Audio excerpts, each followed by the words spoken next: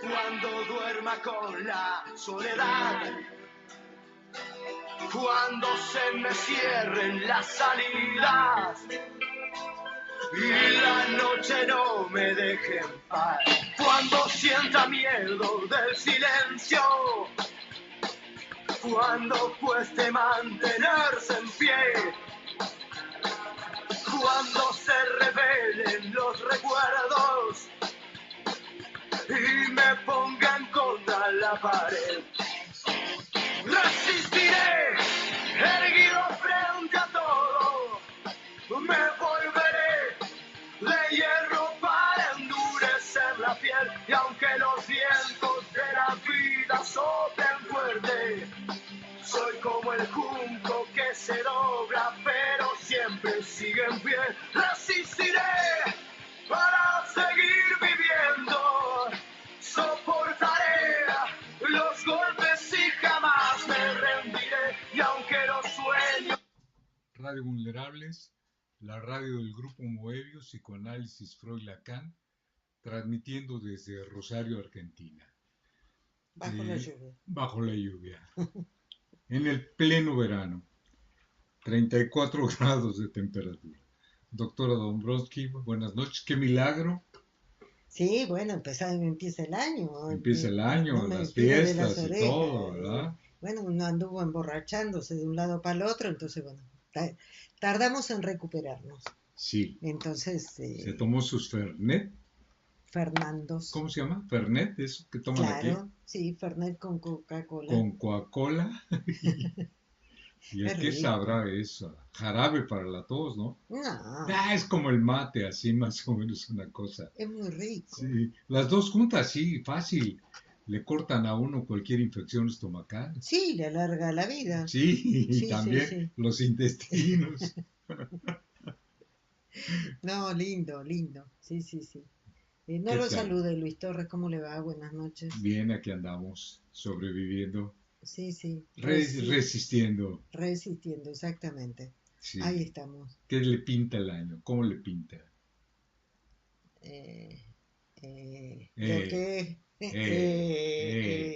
Dijera Chabelo, ¿la tarea Chabelo?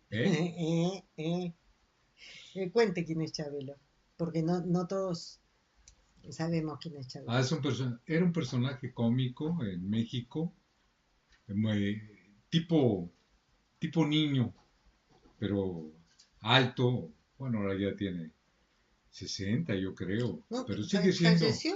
No, sigue, ahí anda. Sí. Muchos años en la televisión haciendo un programa para niños que en algún tiempo era muy simpático porque era como un chamaco travieso. Uh-huh. que la maestra lo tenía que andar, pero correteando con gusto y todo, y le pedía la tarea y no la llevaba, hacía medio travesuras, pero buena onda, no era mal, y era muy, muy simpático. Y él luego hizo una etapa así de bueno, así muy aburrido, y luego hizo un sketch se llama, ¿no? Uh-huh. Con un cantante, César Costa, a lo mejor por acá lo conocieron, y César Costa era un ventríloco. ¿Sí se acuerdan? No, es él el juego. Sí, el ventríloco era César Costa, chaparrito, y entonces luego se lo sentaba en la pierna, y pues aquel era gordo, fortachón, no gordo, fortachón, un poco gordo, y se lo sentaba en la pierna y grandote, y entonces... ¿Pero quién era el muñeco? ¿Chabelo? Chabelo, sí. El muñeco sí, grandote. El muñecote, y se lo sentaba en la pierna y se movía, pero era muy simpático porque cuando lo quería meter a la caja a Chabelo era el que metía la caja al ventríloco, sí, y no se dejaba el otro, y sí, lo metía a fuerzas, y era simpaticísimo. En YouTube, donde están las rutinas, se llama, no me acuerdo cómo se llama el muñeco, pero se pone Chabelo César Costa en las rutinas de televisión y fácil lo encuentra. Muy simpático el sketch que hacían. ¿Y de qué estábamos hablando? No, justamente Yo lo he visto a Chabelo allá en México y él hace una voz en falsete como si fuera de niño, ¿no? Y realmente es encantador, es muy, muy lindo. Y estaba pensando en esto porque usted sabe que acá durante, yo no sé cuántos años, pero muchísimos años, estamos hablando de décadas, estaban Mr. Chasman y Chirolita. Chirolita era el muñeco real, y Mr. Chasman era el ventrílocuo. Sí, sí, sí, sí, muy bueno él y demás. Y se daban diálogos entre ellos. Y Chirolita decía cosas impertinentes. Cuando hablo de impertinentes me refiero que no corresponden y que lo ponían en ciertos... Fuera de lugar. Si fuera de lugar y que en ciertos momentos difíciles al interlocutor, digamos. Muy querido en Argentina, bueno, no sé, lo que veía en el programa y un día falleció Mr. Chasman. Y, y se hizo como un último programa porque aparecía siempre en televisión o tal vez en los teatros de revistas. ¿Se acuerda cuando antes se usaba esos que había vedettes? Y, bueno, trabajaban por allí. Y me acuerdo que se le hizo un homenaje a... Estaba...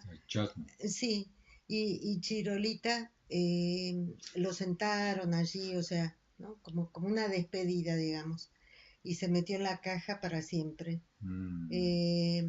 Pero lo que...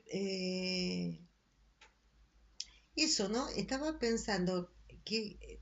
¿Por qué prende tanto esta imagen, ¿no? Del muñeco, el ventrílocuo? Que dice a través de un muñeco lo impertinente, lo que no se debe decir, ¿no? Pero lo dice el muñeco. Y todos nos reímos porque es eso que uno de pronto querría decirle al otro, y no lo dice porque las circunstancias, digamos, el principio de realidad nos dice que nos vamos a poner en cierto riesgo de algún tipo, perder un trabajo, perder una suegra, o sea, una novia, romper la regla. Exacto, lo que no se debe decir. Y entonces, creo que es ese otro yo, ¿no? Es ese, en una época se hablaba de eso, ¿no? Lo que uno tiene escondido y que de pronto a veces aparece, bueno, sabemos desde el psicoanálisis que aparece a través de los lapsus, ¿no? Entonces pensaba que esa figura, ¿por qué es tan querida? ¿No? Me dice México, le cuento acá en Argentina, ¿por qué es tan querida? Y porque uno se identifica con ese muñeco.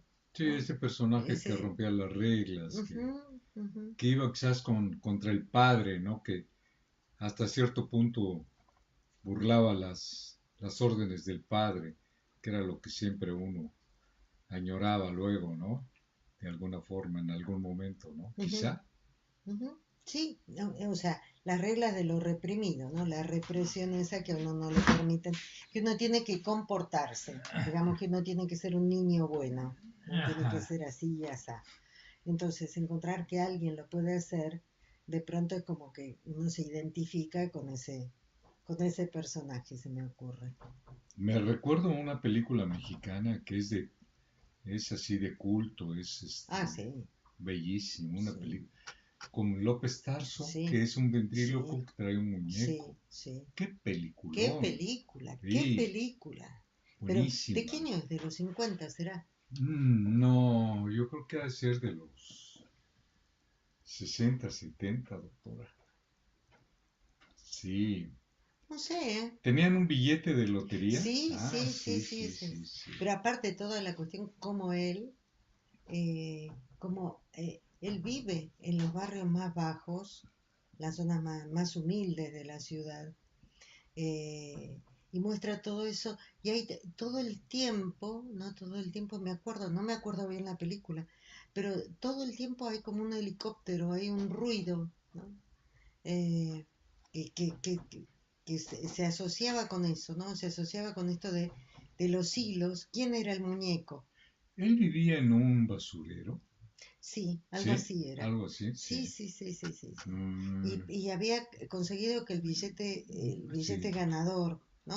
Así fue. Se lo había encontrado, creo. Eh, No recuerdo bien. no, Es no, que, sí, no hay que perdérsele esa película, es de cultos. es realmente muy Muy buena, muy buena. buena. Pero, López Tarso es el artista, el actor, perdón, sí. mexicana, Ujú. de ventríloco, que si hay un billete de lotería. ¿Qué cosa? Ya con eso se encuentran uno las cosas en el internet. Ujú. Qué maravilla, carajo. Pero lo que me refiero es que es tan buena la película que lo que muestra es que no se sabe quién es el títere de quién, ¿sí? O Sí, sea, sí, sí. ese era lo que nosotros trasuntábamos, abstraíamos, ¿no? De toda la película, porque es una película que genera cierta ansiedad, uno está mirando la película y qué va a pasar ahora, ay no, que no le pase esto, ay no, ay ojalá lo encuentre, no, o sea, toda una cosa así. Pero aparte, cómo se van dando las situaciones, ¿no? Van haciendo que eh, siempre alguno quede en manos a merced de un otro, ¿no? O sea, eso que estamos viendo últimamente, esta relaciones perversas, ¿no? Donde hay un otro que decide. Y entonces decíamos que todo lo que tenía continuidad en la película era ese ruido, que no me acuerdo si es un avión, siempre hay un motor, ¿no? Sí, no recuerdo. Sí, sí, sí, sí, todo el tiempo está. Entonces, como una referencia a ese gran otro, digamos, que a uno lo domina o que lo pone en esas circunstancias. Yo no me Mm. acuerdo si al fin y al cabo le encuentro o no el billete. Es un tema remanido, o sea, muchas veces se ha trabajado eso en el cine, pero está muy, muy bien No, tratado. es una película Ajá, muy, sí, muy, sí, muy sí, buena, sí. muy buena. No, Pues eh, mire qué buenos detalles, ajá. qué buenos recuerdos.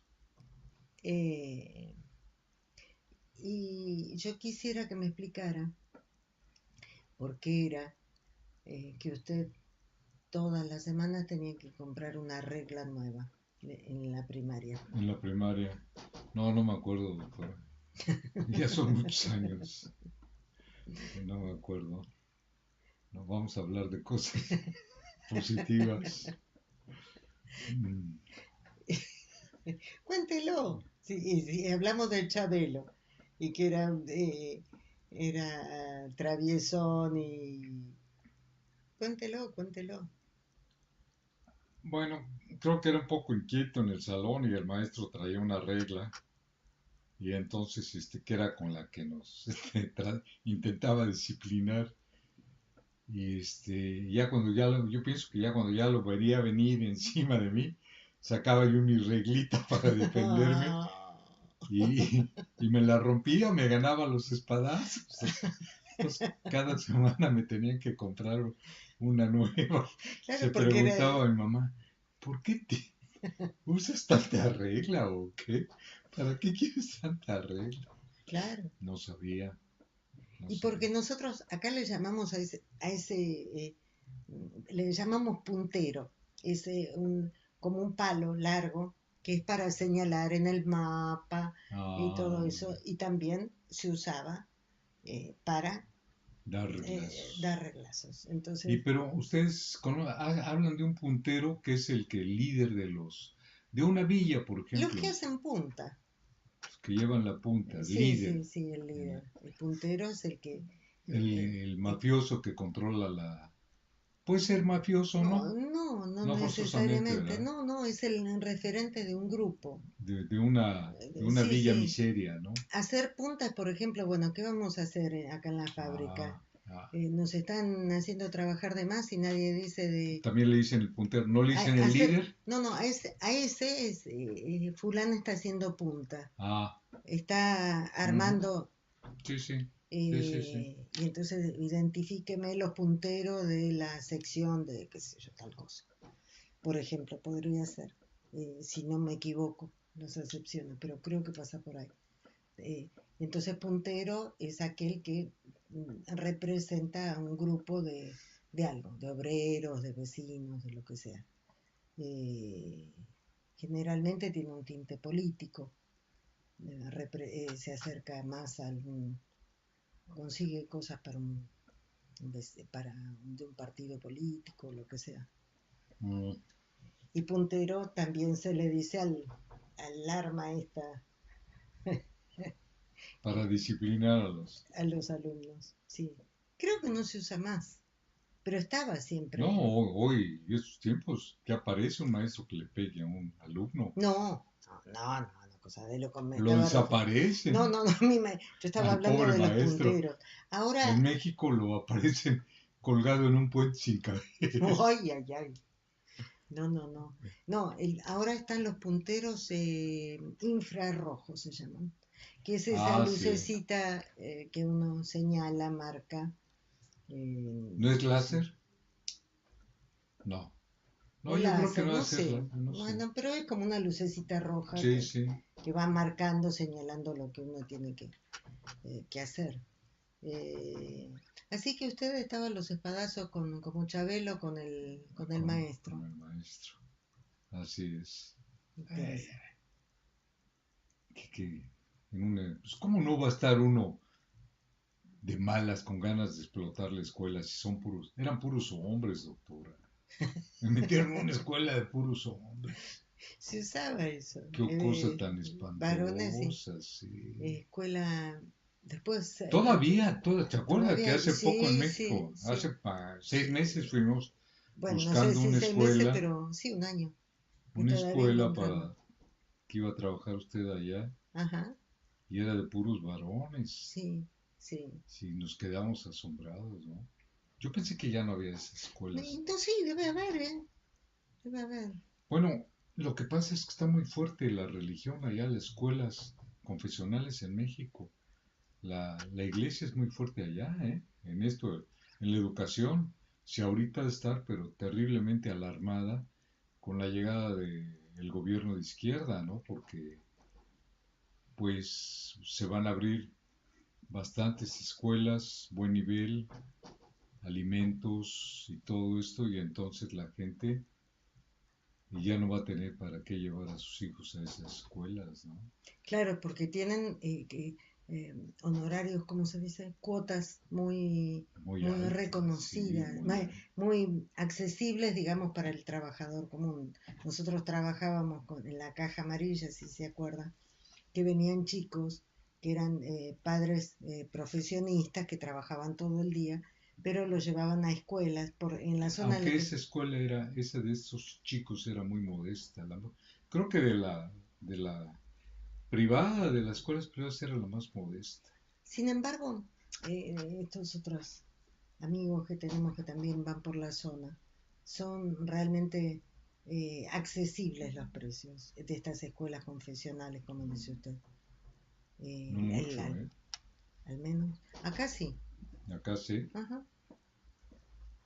Las escuelas religiosas parroquiales se les llama acá. ¿Será que lo que pasa es que creo que aquí hay más fuerza en las escuelas oficiales, Ah, ¿no? sí, Sí, hay. sí, es otra cosa. Incluso el otro día había una denuncia de unas escuelas, una escuela que la querían hacer privada o algo así que me llamó mucho la atención. Ah, se estaban quejando de que eh, algo así de la educación pública querían eh, desviarla por apoyar más la educación privada, una cosa, no recuerdo muy bien, pero me llamó la atención, que aquí es más fuerte el, el compromiso con la educación pública. Sí, Allá en México, ¿no? Ya ve la zona importante del Distrito Federal, zona clase media, media alta. La creo que no vimos escuelas públicas, ¿no? claro, donde nosotros recorríamos, sí. No, prácticamente todas Puras escuelas privadas. de Ujú, padres con camioneta y ujú, cosas por el estilo. sí, sí. Y ahorita están muy espantados con Obrador. Qué bueno. A Un ver gran qué. cambio en México. Ya Ujú, hacía falta. y Ojalá sí, se sostenga y va a ser otro mundo, ¿no? Que muy interesante este año allá en México, pero muy, muy interesante. Cambio radical. Pero es una revolución como la de los claveles, bueno, la de los claveles no avanzó mucho en Portugal, pero espero que esta revolución en México sí, pues ya está dando pasos fuertes y aparentemente va suavecito, pero ya está dando pasos muy fuertes. Está Sí, corrigiendo rumbo. sí, ya hacía Importante. falta. Es un año muy importante. Acá también va a ser un año, pero que va a sacar chispas. A ver qué pasa con este Ay, año. si no se corrigen de una vez ya. Veremos. Se cae en pedazos el país. Y sí, sí. Bueno, vamos a... ¿Qué tema quiere tocar? no, el de las fiestas que venimos trabajando. No venimos trabajando, venimos pensando. Incluso Dora, nuestra querida amiga, y que le mandamos un abrazo grande y saludos. Ay, mamachita. Eh, entonces, bueno, nos hacía esa pregunta, ¿no? ¿Cómo era esto de las fiestas, toda esta repetición, esto de siempre, ¿no? Eh, revivir lo mismo, ¿no? Siempre ella decía si tenía que ver con la repetición, tenía que ver con el goce. Eh, y yo le prometí que lo iba a pensar, porque bueno, son preguntas que hay que pensarlas, las respuestas. Y entonces es esto que tiene que ver con la memoria, exclusivamente con la memoria. Ay, se estaba cayendo algo. Que tiene que ver con la memoria. O sea, la memoria tiene que ver con esas... con esto de cargar las marcas, porque tenemos que hacer la diferencia entre lo que es... la memoria es una función y las marcas son, son las marcas, son las impresiones. Es las huellas mnémicas, nos va a decir Freud. Uno las puede pensar que uno hace en una playa, en una arena lisa, eh, puede hacer, a veces se construyen eh, como canales, o no estoy hablando de castillos, estoy hablando de dibujar en la playa, hacer agujeritos, pocitos que se comunican unos con otros. Esas son huellas, esas son impresiones del encuentro que hemos tenido con el otro, las marcas que nos han quedado. Pero recién cuando viene la ola y se llenan de agua y se conectan unas con otras, esa es una función y esa es la memoria. O sea, las huellas son huellas, pero en tanto y en cuanto no se las cargue, por así decir, no se van a recordar, ¿no? Entonces, recordar la memoria tiene que ver con eso. Entonces, todo ese despliegue, ¿no? de poner en acto, ¿no? Ya sea la pasión de Cristo, ya sea el nacimiento, eh, los rituales para fin de año. Unos amigos que tenemos en España nos mandaban mensajitos como para fin de año teníamos diferencia de horarios, entonces mandaban decir, ya empezamos a comer las 12 uvas, que es costumbre a fin de año en Madrid, ya empezamos a comer las 12 uvas, ¿no? Una por cada campanada, si no me equivoco. Por ejemplo, hay otros, me acuerdo que hay en una ciudad por acá cerca de Chacabuco, y creo que en otros lugares también se hace, todo el mundo lo recibe en la calle, y entonces salen con una valija, algunos, y dan la vuelta a manzana y van saludando a todos los vecinos con la valija. porque de esa forma van a poder viajar y va a haber prosperidad. Y así, diferentes costumbres que hay en diferentes lugares del mundo por el fin de año, ¿no? Entonces, eso también esos rituales, esas puestas en acto, lo que hacen es, de alguna forma, catequizar, llenar esas marcas, digamos, para que eso quede vivo.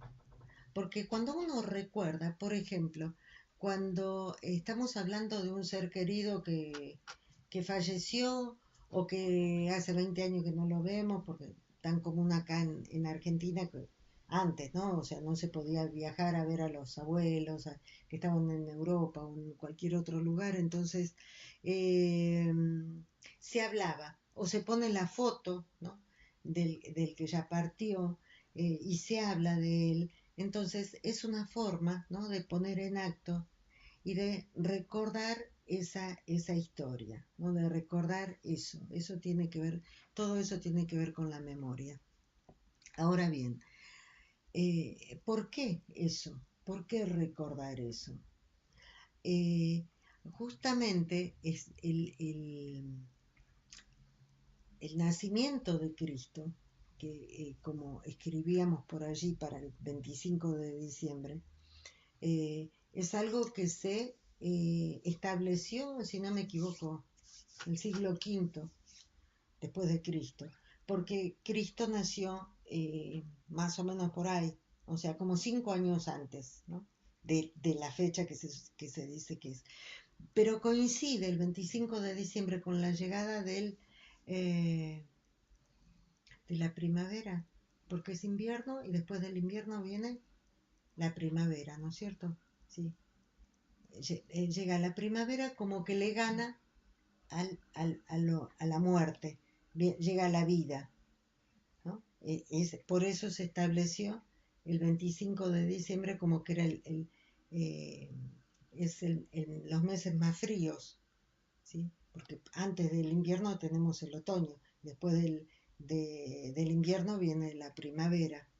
Y entonces es como que empieza a resurgir la vida con la primavera, que recién va a ser en marzo, digamos, ¿no? Cuando recién empieza. Acá empieza el otoño. Me está mirando con unos ojos así grandotes. Es que trato de ubicar. Es que en México no hay, No, no hay pero ni otoño ni primavera. ¿era invierno? Sí, era invierno, Sí, ¿verdad? sí, Sí. ahora estábamos hablando, estaban todos muertos de frío. 25 de diciembre. Ahora, Hace mucho frío. sí, pero estaba viendo que en Medio Oriente También, es hemisferio invierno norte. frío. Sí, da Sí. menos frío tal vez, pero es el hemisferio norte. Pero digamos, y Ah, sí, después el sí, 21 de sí. marzo va a empezar la primavera, ya es el día de la primavera. Pero el 25 de diciembre es como que empieza ya a ganarle la primavera, empieza a crecer la luz, por así decir. Entonces por eso habían elegido esa fecha. Y a la vez no coincidía y tenía que ver con cómo estaban los astros y demás. Entonces, es es tan importante el que se considere el nacimiento de Cristo, porque a partir de ahí se empieza a contar el tiempo. A partir de ahí se empieza a contar el año 1, 2, 3, 4, hasta el 2019 que estamos ahora. Porque si no se dice antes de Cristo. Entonces, es tan importante ese límite, ese punto de quiebre, digamos, que de alguna forma es como que se empieza a contar la historia de Occidente. Si bien sabemos que Occidente nace en el siglo -5, o sea, en el siglo V antes de Cristo con la Grecia antigua, digamos. Pero tiene tanta fuerza que es como que se empieza a contar la historia a partir de ese nacimiento, ¿no? O sea, se empieza como a construir esta cultura occidental y cristiana a partir de ese momento, que llega un momento que es impuesta a todo el mundo, o sea, porque, bueno, los chinos lo celebran en otro momento, no sé, en África, pero sin embargo todos, hoy en día, todos están sometidos a este calendario gregoriano que es el que nos rige, ¿no es cierto? Entonces, es como un comienzo, es como el origen, el nacimiento de Cristo. Es, y este origen es un relato, ¿sí? Un relato sobre el origen. ¿Qué es esto? Un relato sobre el origen. El relato sobre un origen es lo que se entiende por mito. Acá se ve clarísimo lo que es un mito. Es una construcción teórica y a veces hasta delirante, ¿sí? Pero que tiene tal eficacia que rige a toda una comunidad, que gira esa comunidad en torno de ese mito. Es tan importante porque si no, queda el vacío, queda la nada. ¿Cuándo comenzamos? ¿Cuál fue el origen de nosotros? ¿Sí? Entonces, estas fiestas, esta Navidad, ¿no?, que se celebra año a año, lo que nos trae es esto, es esta posibilidad de la construcción, ¿sí?, del origen y de empezar con lo nuevo. Esto queda totalmente, lo demuestra Freud en el Moisés y la religión monoteísta. Él hace todo un rastreo, ¿sí? Todo un rastreo, toda una investigación, por así decir, quién habría sido Moisés, y que en la historia de la religión monoteísta, nos dice Freud, se lo cuenta como que fue una sola persona, un solo personaje en la historia, y que se nos cuenta toda esa historia. Sin embargo, él rastrea y encuentra que son construcciones de diferentes grupos y que quedan como leyendas. Una leyenda, ¿sí?, algo legendario, son esas historias que en la cultura oral, ¿no?, se van pasando y se le van agregando todas esas cualidades a ese superhéroe. O sea, en este caso, el Moisés, ¿no?, como ese padre primigenio, ¿no?, ese padre que de alguna forma tenía era una representación de directamente, una conexión directa con Dios.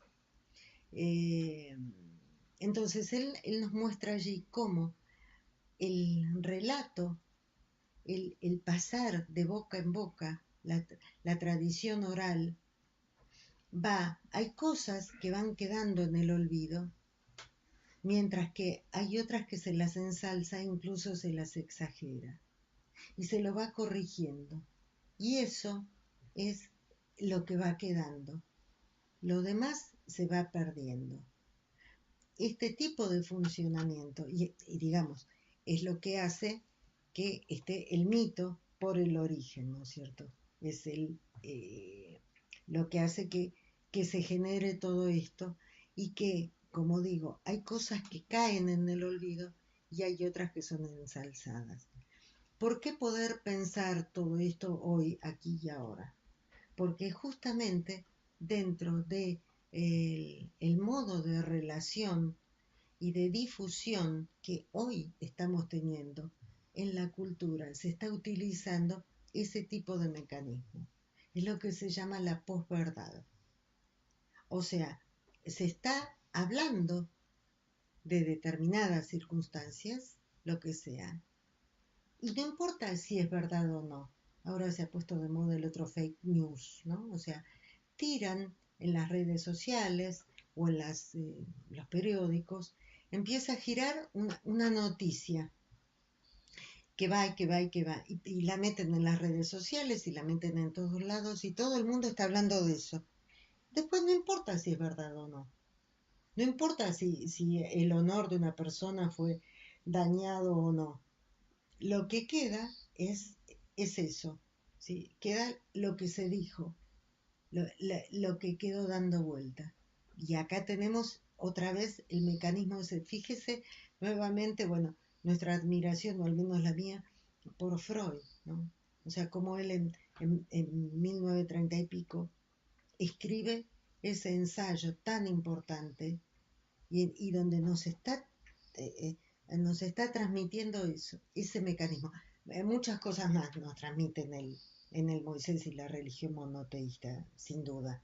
Pero yo estoy tomando esto, ¿no es cierto? O sea, la construcción de estos personajes legendarios, que hoy diríamos, y la construcción el método o el modo como se construye un mito. Y a la vez lo estoy relacionando con esto de lo que es la posverdad, que es el mismo mecanismo, digamos, que es utilizado para mal, digamos, porque se larga una noticia que no es verdadera, eh, y gira, eso se mueve en la opinión pública, digamos, pues no importa, pero ya dañó a un determinado político, un determinado personaje o lo que sea. Es el mismo mecanismo. Entonces, y está esta cuestión de...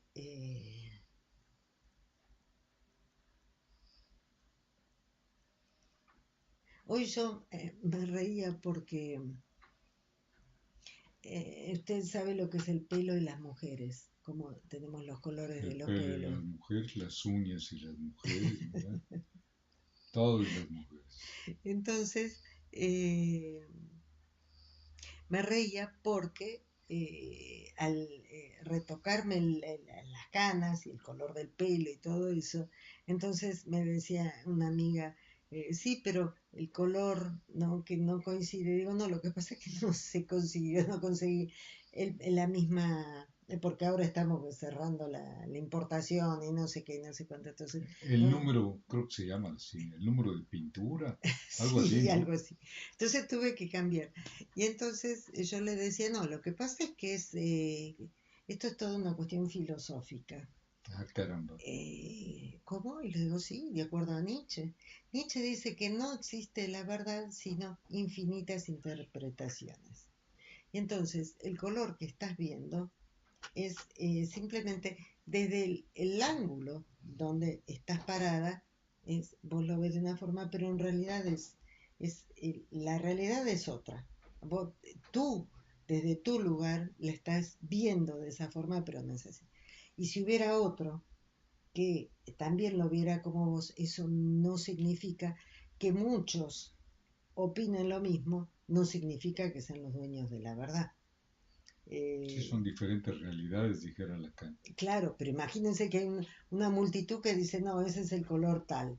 El hecho que todos opinen lo mismo implica que el haz de luz sobre mi pelo estaba dando en la misma forma, pero no era exactamente. Entonces, bueno, eso también es otra cosa, ¿no? Lo traigo a cuento de esto de la posverdad. Empieza a aparecer la cuestión de que si unos cuantos opinan lo mismo, y por algo será. Así debe de ser. Yo me acuerdo, hace muchos años, resulta ser que había un presidente que se llamaba Menem y fallece en un accidente el, eh, el hijo del matrimonio presidencial. Estaban separados la pareja. Un muchachito joven en un helicóptero y demás. Otro, Sí. Eh, y resulta ser que la mamá empezó a decir que lo habían matado, que había sido un atentado. Y bueno, estaba todo el mundo muy convulsionado. Y entonces ella no había programa de televisión o de radio o entrevista que le hicieran a donde no fuera y no dijese, explicase eso. Y entonces empezó a circular también en la opinión pública que esta señora no estaba en su sano juicio. Y entonces llega un momento que ya no se sabe de qué estamos hablando. O sea, no se sabe si eran locuras de una madre desesperada porque se le había muerto su hijo, o si era ¿cómo se llama? Un mecanismo de prensa, algo así, algo que hacen, digamos, para contrarrestar eso. Y entonces, años después, ahora, estamos hablando 2, 3 años atrás, el padre dice que sí, que fue un atentado. Pero en aquel momento se hizo todo un operativo de prensa, una operación de prensa, y no tuvieron inconveniente en hacerla pasar por loca a esta mujer, cuando en realidad era lo que ella sentía y bueno, quería decir, y bueno, vaya a saber qué intereses estaban moviéndose allí. Entonces, lo que quiero decir con esto, y para ir redondeando un poco la idea, esta cuestión del mito, ¿no? El mito se construye de esa forma, como estábamos hablando. El mito es un relato por los orígenes, es muy importante, tiene eficacia, muchos aspectos son encumbrados, exagerados, y muchos caen en el olvido. Ese mismo mecanismo es el que se utiliza, por ejemplo, hoy en día para esta cuestión de la posverdad que estaba hablando, que uno no sabe, al fin y al cabo, como circula tanto, uno termina aceptándolo. Y a la vez, como son muchos que dicen que es así, hay como una idea de que es todo, que realmente es verdadero. Entonces, en torno a todo esto, esta es la eficacia que tienen estos mitos en la cultura occidental y cristiana. ¿Y el goce? Lo dejamos para la próxima. Bueno, muy bien. Bueno. Nos vemos en 8 días. Exacto. Estamos de regreso. Agradecemos la escucha, bueno, el acompañamiento y saludos a todos. A todos. México, España. Y feliz año nuevo. Sí, feliz año. Felicidades.